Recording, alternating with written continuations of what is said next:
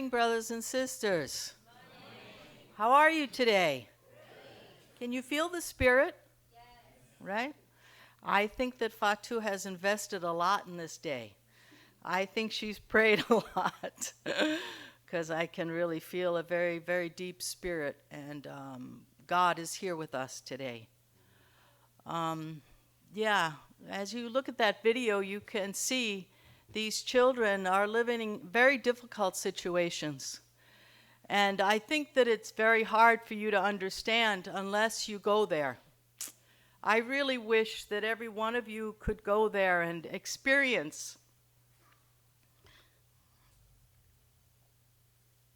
the heart of these precious people. They don't see their life as a suffering life. They see the blessings that God gives to them. And even the smallest little blessing, they appreciate. And you can see them dancing. You know, I haven't worked in Africa personally, but I've worked in the Philippines and seen the same situation. I've worked in India. I've worked in Afghanistan and the Middle East. And this kind of spirit of the people that really suffer is really something that you have to experience. So, yeah, how many people here are American citizens? Please raise your hand. Right. How many of you that are not American citizens love America? Right. So either you were born here or you came here and you were able to receive an incredible opportunity. And in the beginning of this, or somehow in this video, they mention that the only thing that's blocking these children from fulfilling their dreams is opportunity. So we have a chance today to give them the opportunity to change their lives. And you may not understand how far, $20, $50, $100 goes, but it goes very far in Africa. So please, please really consider this as something very important to do in donating to the schools of Africa. And I also want to remind you, you are the Elder Son Nation, are you not? And so what does the Elder Son do? Next slide. America is the Elder Son Nation. Can I have them? Here. Got these on? Can I use one? You know me, I can't just sit there. Oh, great. So, America must fulfill its role as a moral and spiritual leader. Are we doing that? I don't think so. As you know, I've been working in the Middle East for many, many years. And I hate to tell you, but people don't love America the way you think they love America. They see America as the one that brought cigarettes, brought whiskey, brought many demoralizing things to their countries. And this is very, very shameful for me as an American, and I work there. They learn foul language from our videos. They learn immorality. They learn many terrible things from America. Do you realize that? Right? So we're not really doing very well, and we're not just a political or an economic power. We're supposed to be people that are influencing them. Thank you. And America should embrace the true parents and then spread that ideal of God-centered family, peace, and unity. Well, people around the world believe this more than we do, especially in the Middle East. And I know it's true in Africa, too. They love God, and they realize that family, peace, and unity is the most important values. So the Elder Son Nation must protect and uplift the younger siblings' nation, especially those struggling with division, poverty, or spiritual confusion. So you understand this comes from our true parents' ideal. Next. So what is our responsibility? The Elder Son Nation carries the burden of restoring the failures of the past, especially those stemming from selfishness, materialism, and colonialism. So we've done a lot of things thinking that we were helping nations, and we did help those nations. We did build schools. We did make trains or industry or programs for the people. But at the same time, we had a selfish motivation behind. So many times, this kind of help ended up creating more problems for the people of those nations.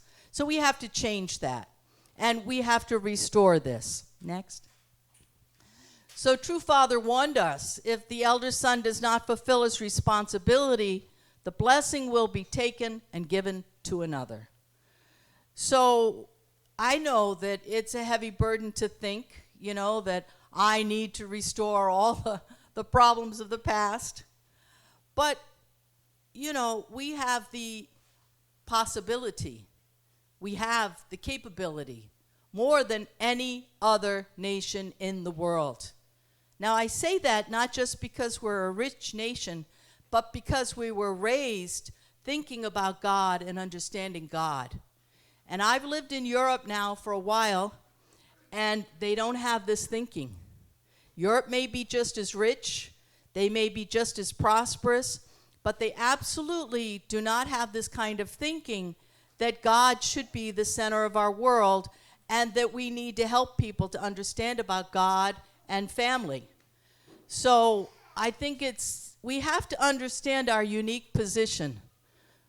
So if I could have the next. Am I bothering the camera? Is it all right?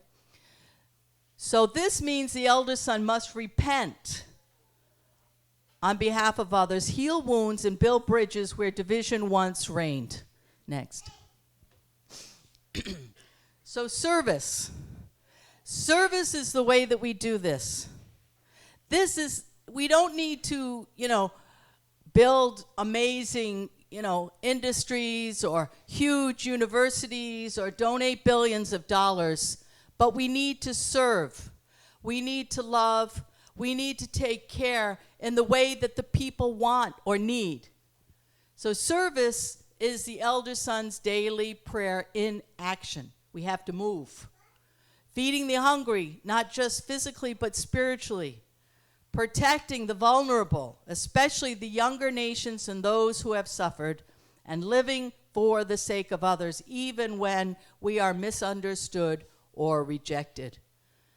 So this is our position. So how can we do that? How can we do that in Ohio? How can we do that in Hilliard? How can we do that in our own situation today? Not tomorrow, not yesterday, but today. What action can I take?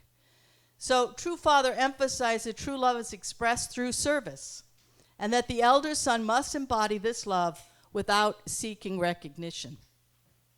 So we've been living in Lebanon for the last 4 years, and in 2022, maybe? Anyways, there was a big explosion in the port of Beirut. Did you hear about that? So this was really far more devastating than you can even imagine. I mean, it just completely destroyed everything near the seaside, blew out windows, even buildings collapsed because of this explosion. And thousands of people lost their lives. Lost their homes. Only hundreds of people died, fortunately. But thousands of people lost their homes. They couldn't live there anymore. It was too destroyed. I mean, even today, if you go, after many years, it still looks terrible. So there were many people that were on the streets that couldn't do anything. So we tried to figure out what to do. So we talked to the European brothers and sisters in all of our organizations and asked them if they could donate. They were very generous, very kind. We collected $40,000, and we started going building to building, finding the people that really needed help and giving them monetary help. But we didn't just do that. We just didn't hand out $100 bills, but we talked to them. We listened to them. We took notes about their situation. We understood if they needed medicine or a ride to the doctor or a job or whatever their situation was. And we followed up on them. And we continued to go and to visit these people, really in the heart of service, not just giving one time something, but to really take care of them. And you know, we realized that this is the foundation that we need to make in order to later try to influence their lives. That it's impossible to try to win somebody's respect when they're suffering, when they're hungry, when they don't have a home. How can we teach them about love and unity and peace when they're hungry? So service is very important. Once we did this, many, many people were impressed by our approach because we weren't just giving money. We were trying to really personally help these people and get involved. And I have to tell you, many of them received the blessing after that. Many of them studied with us, came to our center, enjoyed our family festivals, and became part of our movement, our family, our community. So a couple of years later, we always continue to work with NGOs that we're serving and to support them, help them, bring volunteers. Luckily, we had many Japanese second gen come to Lebanon and worked with us. So we had volunteers that could go to the different NGOs and help. But as you know, last year, there is a war still going on, and the southern part of Lebanon was being bombed. And the people, again, were losing their homes. And even Beirut, the buildings were destroyed. So again, we have homeless people. So this time, again, we reached out to our European brothers and sisters. And we asked them, please help. Again, they donated. So we made a team. We cooperated with other NGOs that had facilities to cook.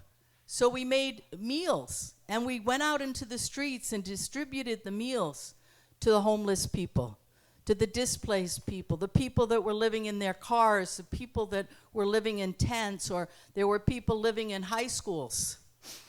And this one particular high school, the woman was so impressed with our attitude and the way we were helping, because we not only, when we found out they needed winter coats, we bought winter coats. When we found out they needed hot water in the school for the hundreds of families that were living there, we put in a hot water heater. And she was so impressed at how we helped, not because it was millions of dollars, but because there was a personal, artistic investment. She asked us if we could teach the children in her school. So we started teaching character education in her school. So, brothers and sisters, I really want you to understand the value of service. We really have to start there. You know, we may want to go down to the university and find some prepared young person that's going to come and change Ohio, but it doesn't work that way. We need to serve. We need to love. We need to take care of people and with our deepest heart. So we can't just teach people. We have to have a foundation of love and service first. Next. So this is one of the major schools of the Schools of Africa. They started this in the 90s, from what I understand, and it developed and grew, and now it's a secondary school. And you see all these bright, shining young men. They're going to do something in the future, and they're going to come back to their village, and they're going to improve their family situation and the village situation. So this is one school that we have in Africa. Next.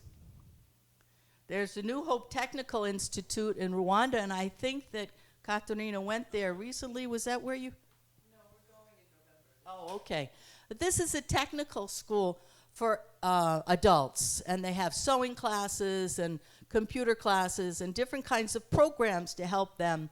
These girls, I guess I'm not sure. No, there's a man there. Anyways, I just saw that it was adults.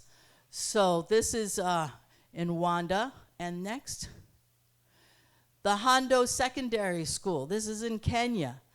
This is a school, secondary school. Do you know how difficult it is to make a secondary school?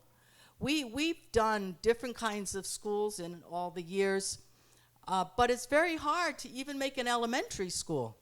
It's very difficult. So I really commend these brothers and sisters from Women's Federation that have been able to make a secondary school and to get the certificate. So when these kids graduate, they have a degree. Next. And this is the Peace Hana Elementary School in Liberia. Look at those cute little kids. And hopefully, with your help, this elementary school can develop into a high school, a secondary school also.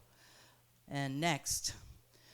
This is another elementary school in Guinea-Bissau. You can see those precious children. You know, if you can teach a young kid, like those singing kids, that education is very important from these young years, they'll never forget that, and they'll do everything they can to get educated. So these are the schools that we have right now in Africa, sponsored by Women's Federation for World Peace. These are the young people that you'll be helping. These are the people that you'll be giving a new future to. Next. So America needs to set the example. I do? We can do it. We have the heart to do it. You know, we have these wonderful organizations that we can trust, that we know are doing really good work, not just giving out money, but giving their heart, their love, and their moral guidance to these young people. Like the young girl said, not just to give them an education, but to teach them to be good. So I really hope and pray that all of you can open up your wallets today and really be able to be very generous and really help, because $3,000 is a big goal. Now, I tried to divide it up, and she's very idealistic. But anyways, if God wants it, we can do it, right? If there's a will, Jew. Thank you very much, brothers and sisters.